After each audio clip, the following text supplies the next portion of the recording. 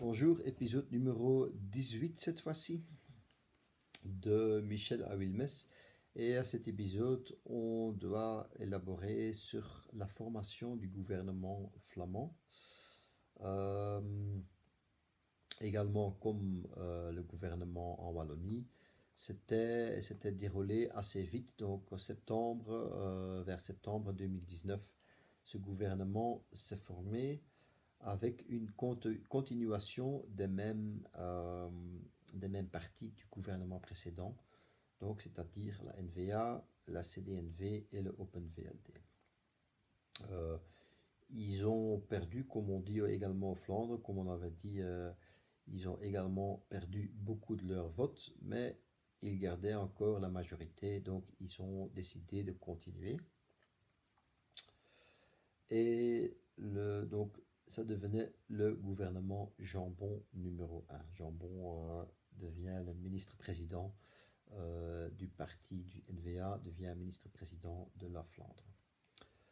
Important à dire là-dessus, c'est que l'accord du gouvernement a été discuté sur certains domaines en forte collaboration entre la NVA et le Vlaams-Belang. Sur le terrain de l'enseignement, le terrain de la culture et surtout le terrain de l'immigration et des minorités. Donc, c'est clair qu'il y avait une politique fort sévère vis-à-vis des minorités ethniques.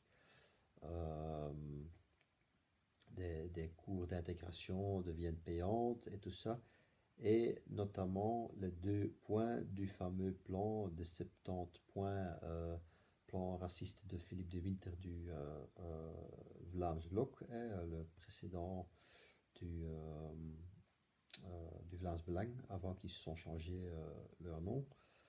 Les 2 points les plus importants ont été quasiment réalisé dans l'accord du gouvernement de Flandre de Jambon 1, c'est-à-dire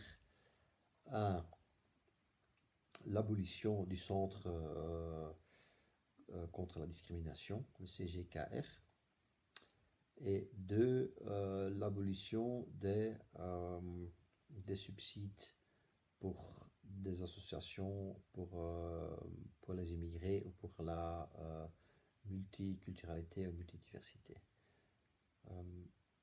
Dans le jargon, dans le discours du Vlaams Belang, c'était le lobby des étrangers, il faut les supprimer. Qu'est-ce que ça veut dire? Ça montre que, en fait, ça montre deux choses. D'abord, les partis politiques sont vite pris position et ils sont dépêchés pour former des gouvernements au niveau régional. Ça, c'est un. Pour être sûr, puisqu'ils avaient déjà senti que le gouvernement fédéral sera difficile pour faire une coalition, donc il vaut mieux parier directement sur les œufs qu'on a dans le panier, et de chercher des postes et de chercher des gouvernements, ou d'entrer dans une coalition au moins au niveau régional. Deuxième chose qu'on peut constater, c'est que la tension, la contradiction dans la position entre le PS d'un côté et le NVA de l'autre côté sont encore renforcées. Le PS s'est profilé de gauche, avec une première tentative de former un gouvernement avec le PTB et Écolo, finalement remplacé PTB par MR. Le NVA s'est encore profilé plus vers la droite, vers l'extrême droite, en discutant presque ouvertement, publiquement, leur programme d'accord, leur programme politique avec le Vlaams Belang. Donc, ce qui était